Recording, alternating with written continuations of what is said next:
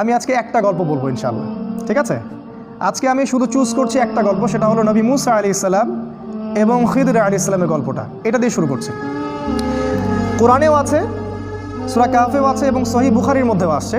গল্পটা আমি আগে শর্ট করে বলছি। একদিন নবী মুসা আলাইহিস সালাম, যিনি বনু ইসরাইলের নবী, আপনারা জানেন তিনি অনেক সম্ভ্রান্ত নবী, বনু ইসরাইলের নবী।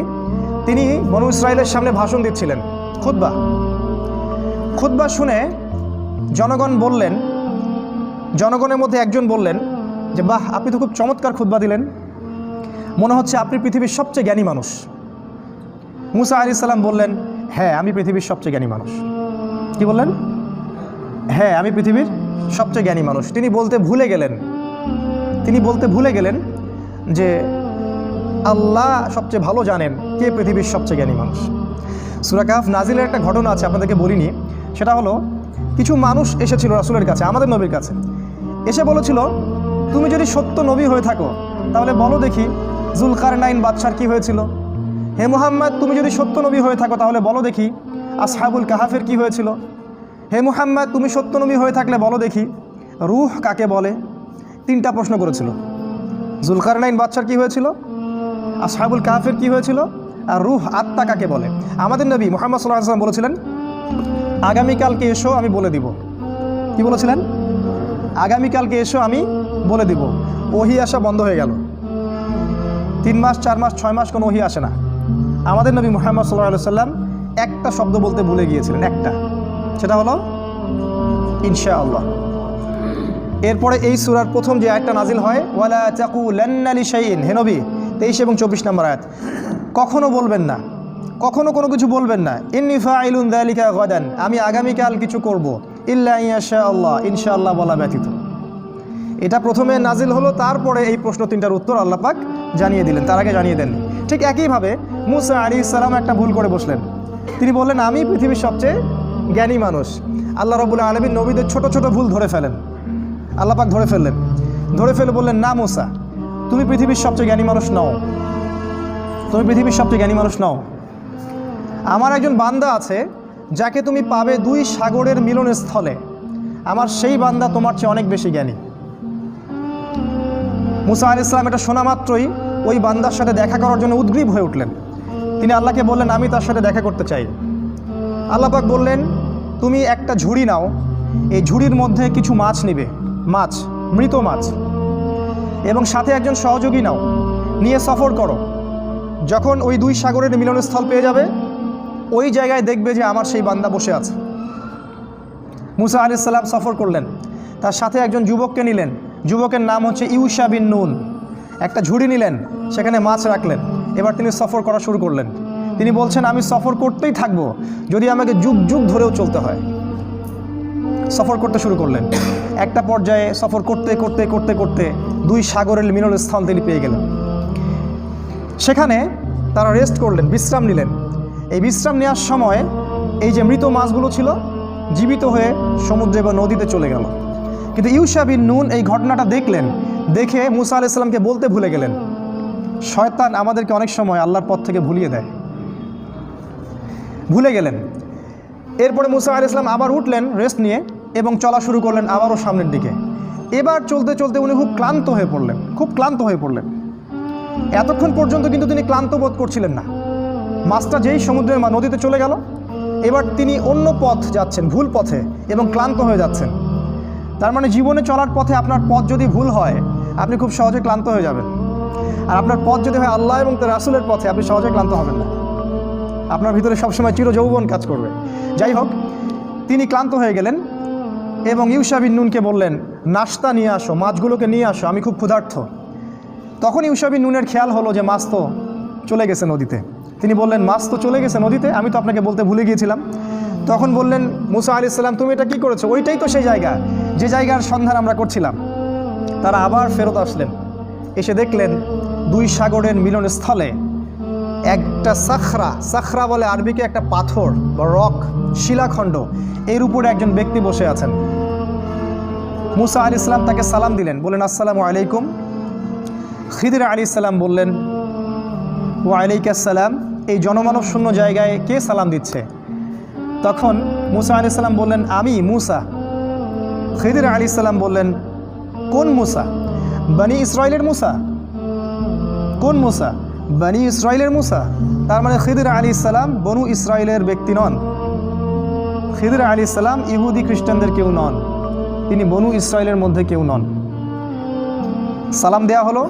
মুসা আলাইহিস সালাম বললেন, আমি কি আপনার সাথে এই শর্তে থাকতে পারি যে আল্লাহ পাক আপনাকে যে জ্ঞান শিক্ষা দিয়েছেন সেখান থেকে আপনি আমাকে কিছু শেখাবেন? ওস্তাদের সোহবত। এবার খিদির আলাইহিস সালাম বললেন, অ্যান্সারটার দিকে খেয়াল করেন। খিদির আলাইহিস সালাম বললেন, ইন্নাকা লান তাসতাতিআ মাইয়া সাবরা। মুসা, তুমি আমার সাথে ধৈর্য ধরতে পারবে না। কি বললেন? মুসা, তুমি আমার সাথে ধৈর্য ধরতে পারবে না। কারণ খিদির আলাইহিস সালাম শেষ পর্যন্ত জানেন যে কি হবে। গল্পের শেষে আমরা তাই দেখব, মুসা আলাইহিস সালাম ধৈর্য ধরতে পারেননি, কিন্তু মুসা আলাইহিস সালাম বললেন, ইনশাআল্লাহ আমি ধৈর্য ধরব, আমাকে আপনি সাথে নেন, ইনশাআল্লাহ আমি ধৈর্য ধরব। খিদির আলাইহিস সালাম ইনশাআল্লাহকে সম্মান করলেন এবং মুসা আলাইহিস সালামকে সাথে নিলেন, কিন্তু বললেন, তুমি আমার সাথে সফর করো, কিন্তু আমাকে কোনো প্রশ্ন করতে পারবে না, একটা প্রশ্ন করা যাবে না, আমি কি করব না করব কোনো বিষয়ে কোনো প্রশ্ন করা যাবে না। মুসা আলাইহিস সালাম বললেন, ঠিক আছে। এবার তারা চলতে শুরু করলেন। এবার ঘটনা শুরু। চলতে চলতে চলতে চলতে একটা নদী আসে। এবার তারা নদী পার হবেন, কিন্তু কোনো টাকা পয়সা সাথে নাই। খিদির আলাইহিস সালামকে ওই মাঝিরা চিনত। সেই মাঝিরা তাকে বলল, আপনি নৌকায় ওঠেন, টাকা পয়সা লাগবে না। খিদির আলাইহিস সালাম মুসা আলাইহিস সালামকে নিয়ে নৌকায় উঠলেন। এবার নৌকা চলতে শুরু করলো। নৌকার পাতা টানের উপর একটা পাখি এসে বসলো। এই পাখিটা ওই নদী থেকে একটু পানি খেয়ে চলে গেল।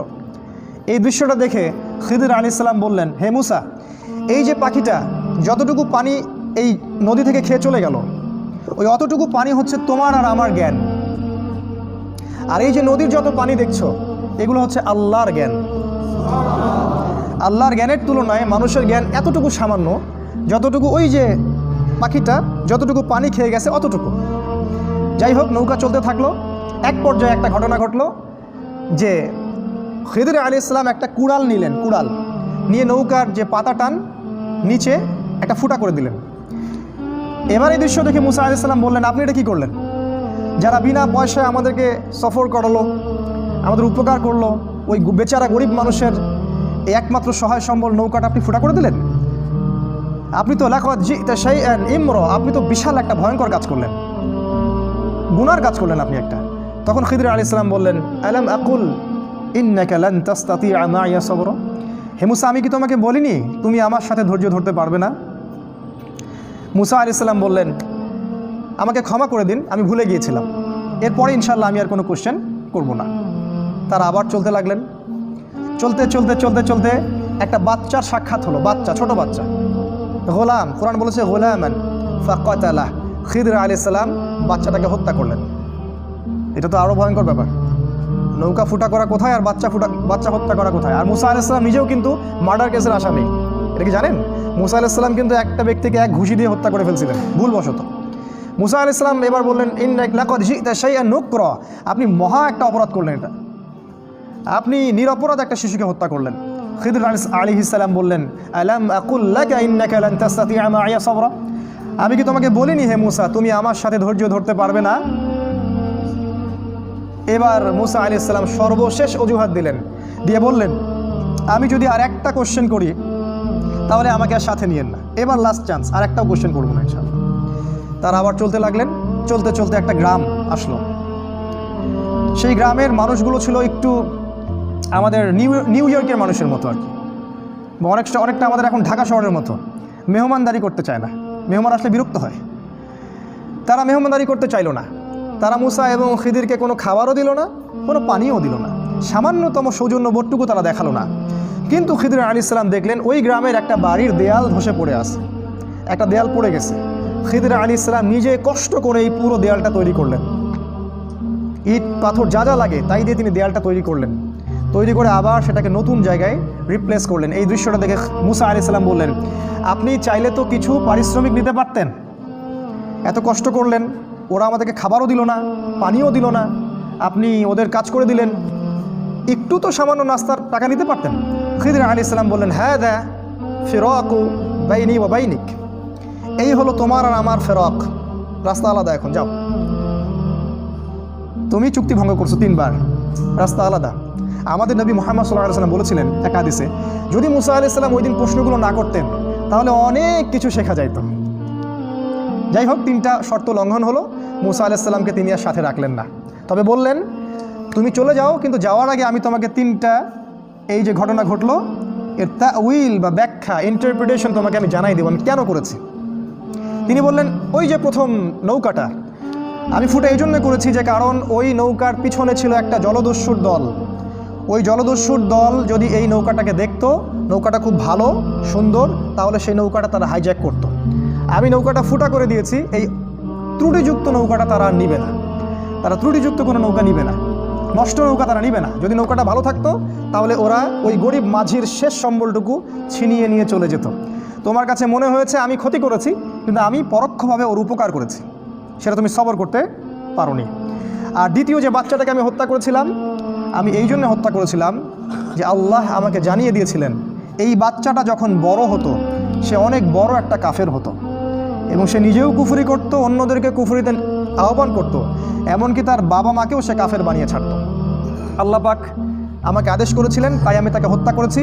আর আল্লাহ পাক এই বাচ্চার বদৌলতে ওই বাবা মাকে আরও ভালো ভালো সন্তান সন্ততি দিবেন। এই হলো দ্বিতীয় প্রশ্নের উত্তর। আর তৃতীয় প্রশ্নটা কি? ওই যে আমি দেয়ালটা নির্মাণ করলাম, তোমার কাছে মনে হলো যে আমি অযথাই পরিশ্রম করলাম। তো আল্লাহ আমাকে জানিয়ে দিয়েছিলেন যে ওই দেয়ালটার নিচে ওই বাড়ির 2টা এতিম বাচ্চার সম্পত্তি লুকানো আছে। ওই বাড়ির 2টা এতিম বাচ্চার সম্পত্তি ওই দেয়ালের নিচে লুকানো আছে, গুপ্তধন।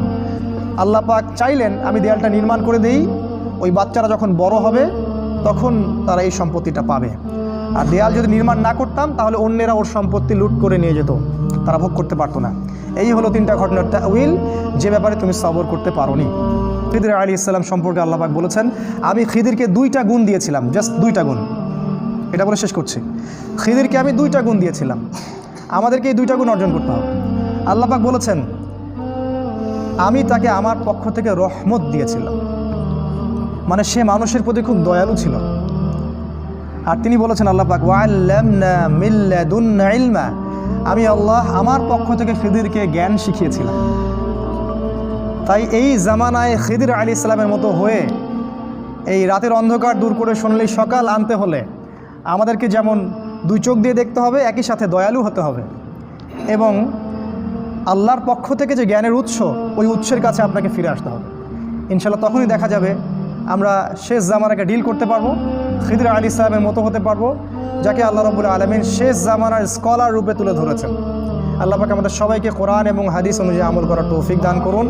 আল্লাহুম্মা আমিন।